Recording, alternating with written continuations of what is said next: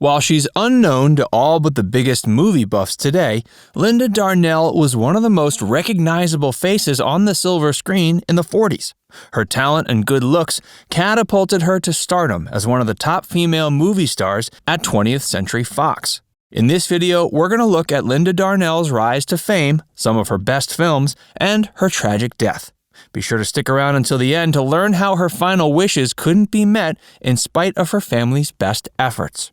Linda Darnell was born Manetta Eloise Darnell on October 16, 1923 in Dallas, Texas. She was a middle child of 4 siblings. Her parents' marriage was not happy, and she grew up shy and reserved amongst a lot of domestic turmoil. Her mother had big plans for Darnell, however. She thought Linda was the only one of her 4 children with any real potential as an actress. She took this to the extreme, ignoring her other children in favor of developing Linda's career in acting. Linda didn't particularly want to be a big star, but she followed her mother's urging and made it happen. As one of her elocution teachers recalled, Darnell didn't stand out particularly, except that she was so sweet and considerate. In her theater work, she wasn't outstanding, but her mother was right behind her everywhere she went. Linda went from being a child model to acting in theater and film at a young age. She made her first movie, Hotel for Women, in 1939 and had supporting roles in big-budget films throughout the 40s. In many of these films, she starred alongside Hollywood heartthrobs like Tyrone and Henry Fonda. She soon tired of the thankless good girl roles, however, and reached a personal milestone when 20th Century Fox loaned her out to United Artists for the movie Summer Storm in 1944.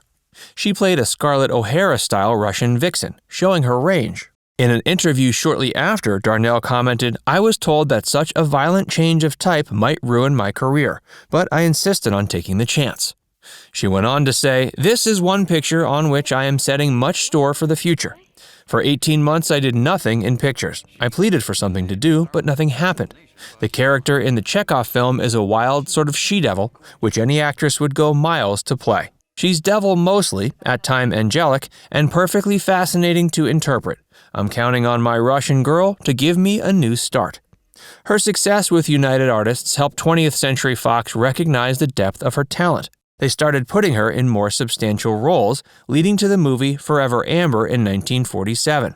Darnell was sure it would be her ticket to stardom. She told reporters, "My first 7 years in Hollywood were a series of discouraging struggles for me.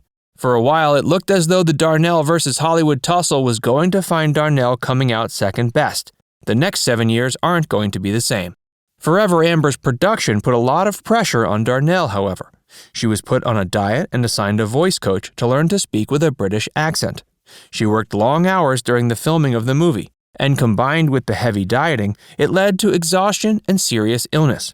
Between November of 1946 and March of 47, she collapsed twice on the set of the movie. Forever Amber was a box office success, but in spite of that, it didn't quite live up to the hype, with most reviewers agreeing it was a disappointment. Director Joseph L. Mankiewicz followed Forever Amber by giving Darnell 2 of the best parts of her entire career. Paul Douglas's wife from The Wrong Side of the Tracks in A Letter to 3 Wives in 1949, and Richard Widmark's racist girlfriend in No Way Out in 1950. Darnell was widely expected to be nominated for an Academy Award for her role in A Letter to 3 Wives, but it didn't happen. After this, her career began to slow down. She began to be cast in lower-budget films that, while often doing well at the box office, felt like a step down to Linda.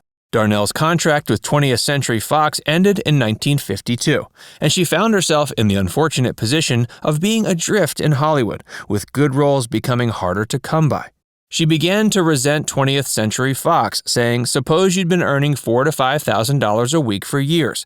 Suddenly you were fired and no one would hire you at any figure remotely comparable to your previous salary." By the mid-60s, she had started appearing as a nightclub singer, touring with summer theater troupes and taking supporting roles on TV shows. Darnell was married and divorced 3 times. First to cinematographer J. Peveril Marley from 1944 to 52. Next to Philip Liebman, a New York brewer from 1954 to 55. And finally to Merle Roy Robertson, an airline pilot from 1957 to 62. Linda died tragically on April 10, 1965, at the age of 41, when she was caught in a fire at her former secretary's home. She was watching Stardust on TV at the time, a movie she'd made in 1940 that helped set her career in motion. After acting on TV and in live theater for several years, she landed the role of the lusty Mistress Sadie in a low-budget film called Black Spurs. After the film's opening, she received critical praise for her performance. Her agent called to say her work in Black Spurs had generated offers for roles in 3 other movies. She was visiting her former secretary when she got that call, and unfortunately the fire and her untimely death meant she never got to fulfill the promise of that future. The fire started in the living room of the house, and Darnell was trapped on the 2nd floor by heat and smoke. Her secretary's daughter had already jumped from the 2nd floor window, and her secretary was still on the ledge calling for help. She had lost track of Darnell in the confusion of the moment and insisted the firefighters rescue Linda before she would leave the window ledge. They found Darnell next to the burning living room sofa. She was taken to the burn unit at Chicago's Cook County Hospital, suffering from burns to 80% of her body. Doctors did everything they could to save Darnell, but she succumbed to her injuries 33 hours later.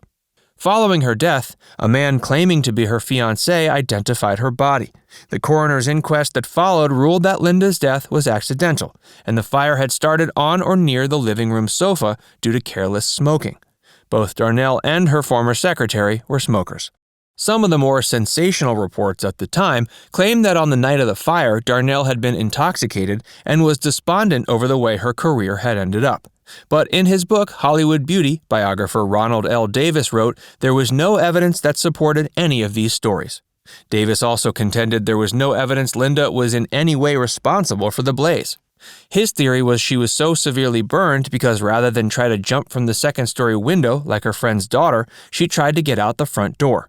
She reached the door, but the doorknob was already too hot for her to touch. Linda's body was cremated according to her wishes. She wanted her ashes scattered over a New Mexico ranch owned by the Hurd family, but a dispute with the landowners caused problems. According to reports at the time, the Hurds, quote, wanted the most dreadful ritualistic thing of depositing her ashes. Darnell's family disliked the idea so much, they decided not to follow her final wishes.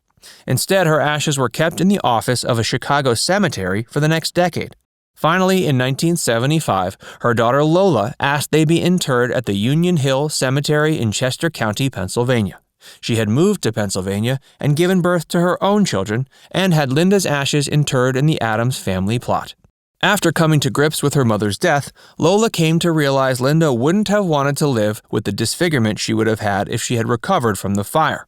What would she have looked like, Lola wondered, not simply from a professional standpoint, but just to get up in the morning and look at herself in the mirror. Linda Darnell appeared in 46 films over the course of her career. She was often described as the girl with the perfect face because of her astonishing beauty. She died at only 41 years old. While her life tragically ended too early, Darnell is memorialized for her contributions to the film industry with a star on the Hollywood Walk of Fame. What's your favorite Linda Darnell film? Let us know in the comments below. And if you enjoyed this video, be sure to give it a like and subscribe to Facts First if you haven't already. Click the bell icon to stay updated on all our latest content.